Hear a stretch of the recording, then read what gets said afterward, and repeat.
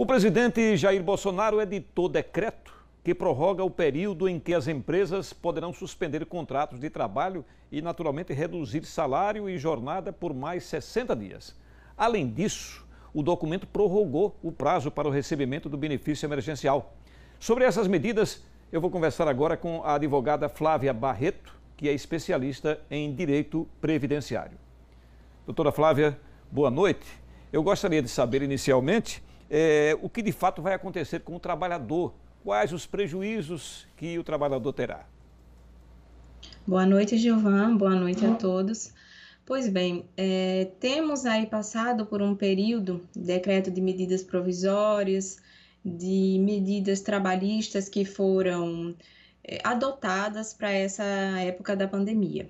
O que nós temos visto, na verdade, é que dentre essas medidas tomadas, houve uma diferenciação em relação à medida provisória 927, lá do começo da pandemia. E essa diferença é importante atentar aqui, que atinge justamente aqueles trabalhadores que contraíram a Covid-19.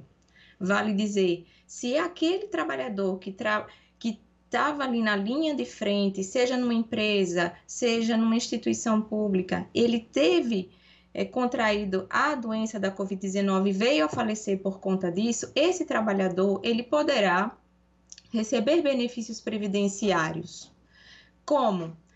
A medida provisória inicialmente dizia que a Covid-19 não era acidente de trabalho. Agora, o que nós tivemos foi uma decisão do Superior Tribunal Federal, dizendo que sim, há a possibilidade da Covid-19 ser vista como acidente de trabalho. Mas, olhe, é importante atentar que não é só dizer que basta ter Covid-19 para ser atrelada ao acidente de trabalho. Há toda uma prova por trás disso. Em termos previdenciários, o segurado que, evidentemente, venha a subsistir dessa doença, que não venha a falecer, porque, infelizmente, estamos tendo muitos óbitos, e venha a ficar com sequelas, ele poderá ter benefícios previdenciários como auxílio-doença até a sua recuperação. Também pode acontecer, Gilvan, daquele trabalhador que contraiu a doença e, infelizmente, veio a falecer. A família tem que ver se essa pessoa teria direito a uma caracterização da doença como acidente de trabalho, existem provas para isso, então ser concedida a pensão por morte.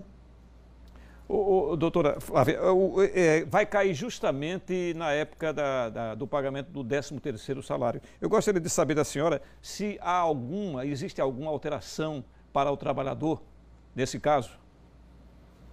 Olha, a obrigação trabalhista de pagamento do 13º trabalho subsiste, tá? Atrelado a isso, nós temos os benefícios emergenciais que continuam a depender do enquadramento da empresa e da solicitação que foi feita, e esses benefícios, na verdade, vão ser paralelos, né? Claro que aquele trabalhador que está doente, ele não vai receber o benefício previdenciário e o benefício salarial, afinal de contas, ele deve estar afastado do trabalho. E para a empresa? Olha, em relação às empresas, a gente vem passando por uma série de mudanças, né?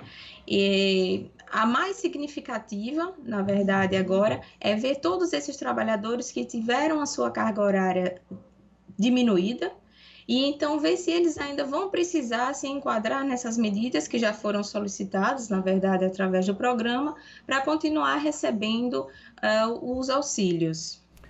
Doutora, e o mesmo vale para quem está de férias? Olhe, para quem está de férias já está numa situação diferente, porque certamente deve estar atribuído a um período aquisitivo de férias lá de trás, que agora já deve estar sendo gozado, como a gente chama nos termos trabalhistas. E então, esse trabalhador de férias ele vai receber outras parcelas, tá? Não é aquela parcela do trabalhador da ativa. Agora, eu pergunto para a senhora, com relação à redução da jornada de trabalho e também a suspensão do trabalho, afeta alguma coisa na contribuição do INSS? Não, Gilvan, muito pertinente a sua pergunta, porque tem sido alvo de dúvidas, tá?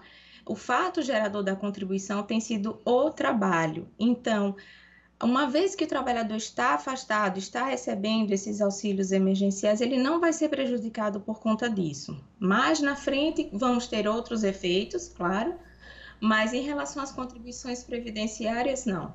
Elas estão mantidas. Eu falei com a doutora Flávia Barreto, que é especialista em direito previdenciário. Doutora Flávia, muito obrigado pela sua entrevista e uma boa noite. Eu agradeço. Boa noite.